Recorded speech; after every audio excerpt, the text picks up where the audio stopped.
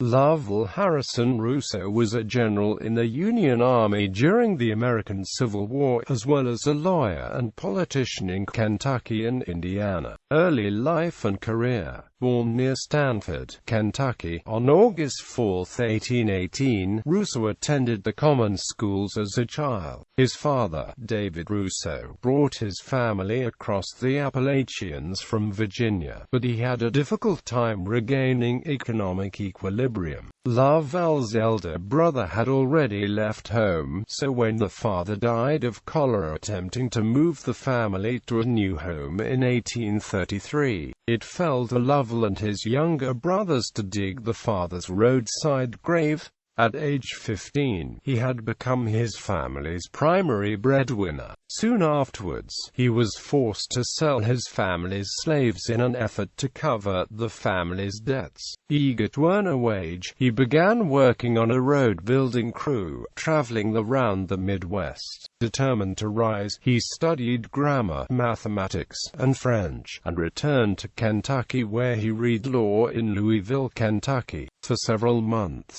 In 1841, he passed the Indiana bar examination and began practicing law with his brother, Richard Hilaire Rousseau, as junior partners in a firm led by James I.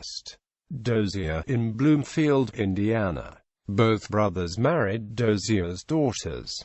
Richard married Mary E. Dozier in 1839, while Lovell married Maria A. Dozier in 1843. Lovell successfully ran for the Indiana House of Representatives as a Whig candidate in 1844, and in 1846 he was commissioned as a captain in the Mexican-American War and charged with raising a company of volunteers. He led them at the Battle of Buena Vista, where he helped rally the Indiana troops at a key point in the battle. When he returned from the war, he gained a seat in the Indiana Senate and continued to run a successful law practice.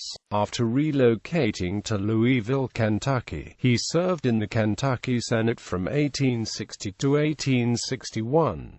Civil War. As the Civil War was becoming more and more likely, Rousseau decided in favor of maintaining state government in Kentucky and helped keep it from seceding from the Union. He resigned from his seat in the Senate in June 1861 and applied for a commission to raise volunteers. Against the opposition of many prominent figures in Kentucky, he succeeded in raising 2 regiments composed entirely of Kentuckians at Camp Holt, across the Ohio River from Louisville in Jeffersonville, Indiana. They were known as the Louisville Legion. With the help of a battalion of the Louisville Home Guard, the regiments saved Louisville from being captured by Confederate troops. He was appointed colonel of the 5th Kentucky Volunteer Regiment in September 1861 and was later promoted to Brigadier General of Volunteers attached to the Army of General Ormsby M. Mitchell. Later, Rousseau was once again promoted to Major General of Volunteers. He served valiantly at the battles of Shiloh, Stones River, Chickamauga, during the Tullahoma Campaign and movements around Chattanooga, Tennessee, although from November 1863 until his resignation in November 1865, Rousseau had command of Nashville, Tennessee. He had also, on Sherman's orders, carried out a very successful raid on the Montgomery and West Point Railroad in July 1864.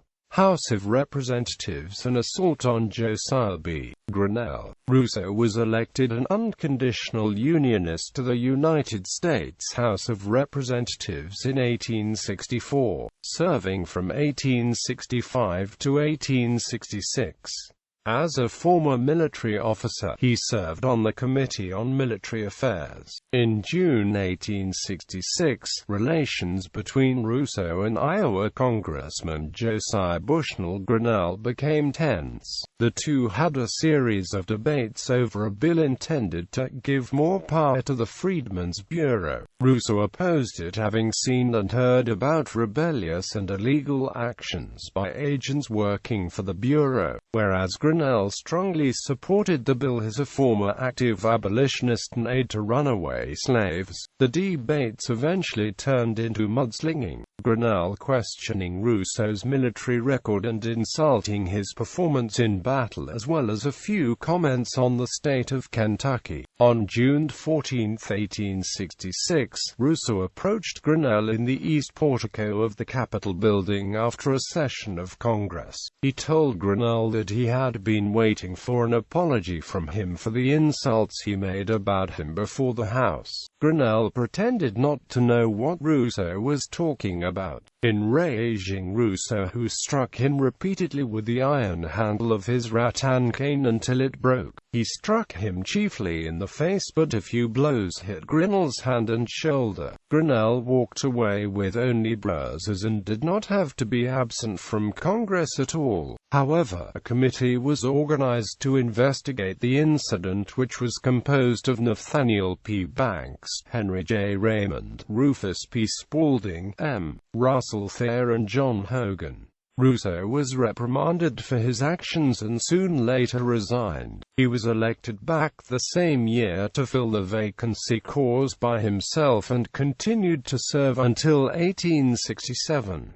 Later life and death. After leaving the House of Representatives, Rousseau was appointed Brigadier General in the U.S. Army with the brevet rank of Major General, and was assigned to duty in Alaska on March 27, 1867. General Rousseau played a key role in the transfer of Alaska from the Russian Empire to the United States on October 18, 1867, today celebrated as Alaska Day. On July 28, 1868, he was placed in command of the Department of Louisiana. He died in this capacity in New Orleans, Louisiana, on January 7, 1869.